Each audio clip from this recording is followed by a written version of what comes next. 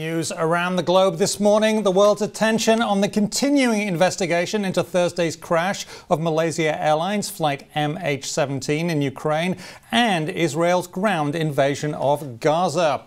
Welcome to a special edition of the News Hub here on WSJ Live. I'm Simon Constable. First, let's look at what we know at this hour regarding the crash of Flight MH17.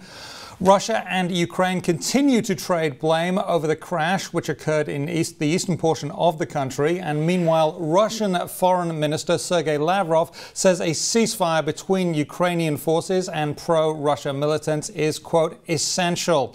Also, Russian separatists have taken possession of the plane's data recorders. They're also known as black boxes. And investigators are still trying to determine the nationalities of many of those aboard.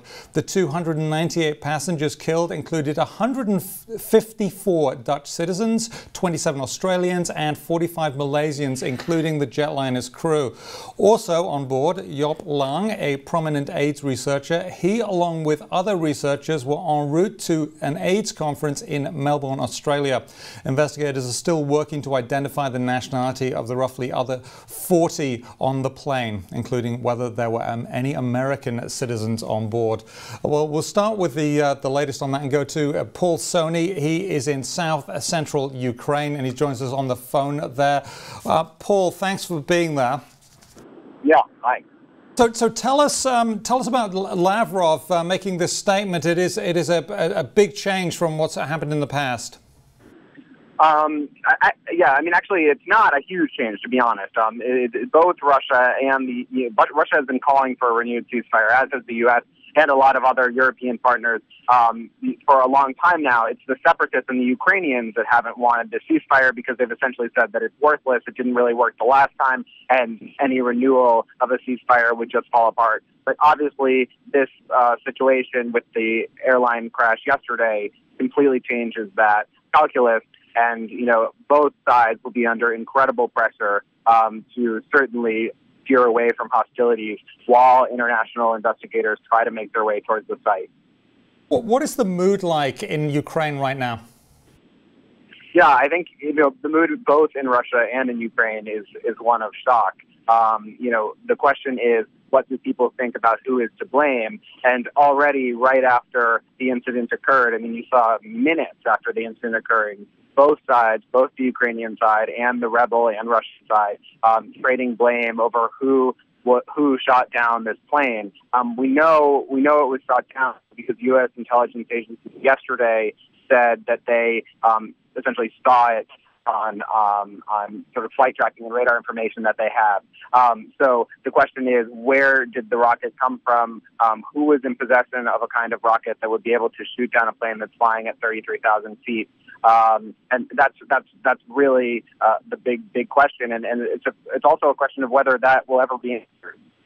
And even if it's known, whether it will be answered. When you talk with people in Ukraine, what are they saying about this? Are they saying, oh yes, it's it's the Russians, oh yes, it's whatever, other than the officials, the regular folks there? It tends to sort of fall in line with what side they fell on before. Certainly, Ukraine has been very divided.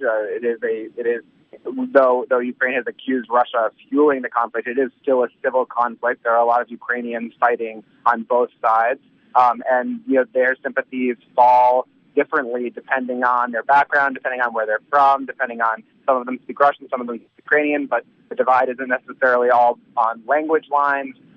And so it tends to be that wherever your sympathies were before this, those are sort of the news sources that you're leaning towards and believing. And I think, I don't know that it has changed a lot of opinion.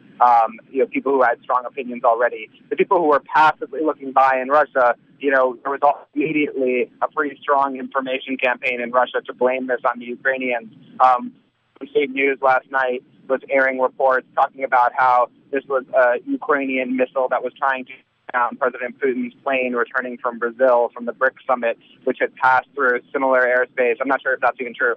Passed through similar airspace allegedly a couple of hours before.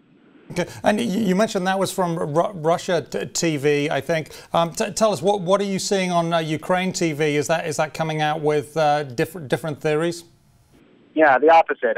So we saw the the advisor to the Ukrainian Interior Ministry immediately come out and blame it on the rebels, saying that they had got a hold of a Buk missile system, which is strong enough to shoot down a passenger airplane flying at 33,000 feet, and that system had been seen in 2 or 3 towns around the area of the crash yesterday before it occurred. He posted what he said were pictures of that installation being paraded through those towns, and so they immediately blamed it on the rebels. Whether the rebels had said at one point that they had captured that kind of missile system, that kind of airstrike, surface-to-air missile system earlier in late June, but then last night they said they didn't have any kind of surface-to-air missiles that could shoot down anything above, about 10,000 feet. Okay, well, I'm sure the truth will come out sooner or later. Thank you very much, Paul Sonne of the Wall Street Journal.